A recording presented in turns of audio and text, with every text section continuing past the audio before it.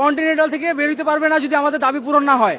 কথা স্ট্রেট। ফাহমিদুল ইস্যুতে বাফুফের সভাপতির সঙ্গে জরুরি বৈঠক ক্রীড়া উপদেষ্টার।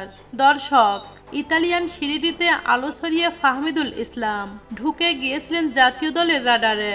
এশিয়ান কাপ বাছাই পর্বের ভারত ম্যাচের প্রাথমিক স্কোয়াডেও ছিলেন তিনি, তবে চূড়ান্ত দলে জায়গা হয়নি তার। ফেনীর ছেলে ফাহমিদুল ইতালির চতুর্থ স্তরের ক্লাব অলবিয়া কালসিওতে খেলেন।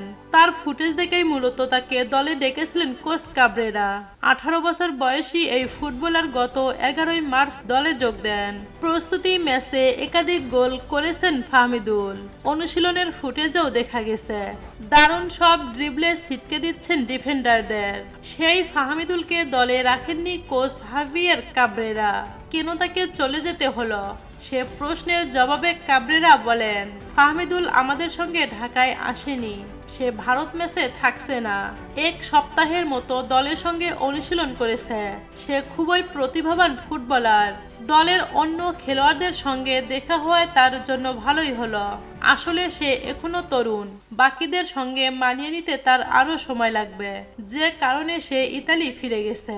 তার এভাবে বাদ পড়ে যাওয়াটা ভালো চোখে নেননি দেশের ফুটবল সমর্থকরা। এরপর এ নিয়ে বিক্ষোভও হয়েছে বাফুফে ভবনের সামনে, যার নজর এড়ায়নি ক্রীড়া উপদেষ্টারও। বুধবার 19 মার্চ তিনি বাফুফের সভাপতি তাবিদ আওয়ালের সঙ্গে এ বিষয়ে কথা বলবেন।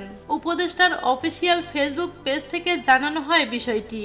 সেখানে বলা হয়, ইতালির সিরিডিতে খেলা প্রবাসী বাংলাদেশি ফুটবলার ফাহমিদুল ইসলাম ভারত ম্যাচের প্রাথমিক দলে ডাক পেয়েছিলেন।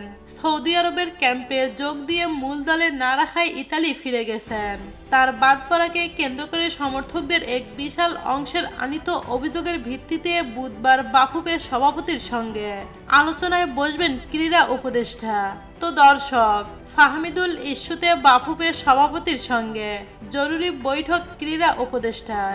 এতে আপনাদের গুরুত্বপূর্ণ মতামত কি জানিয়ে দিন আমাদের ভিডিওর কমেন্ট বক্সে। ধন্যবাদ।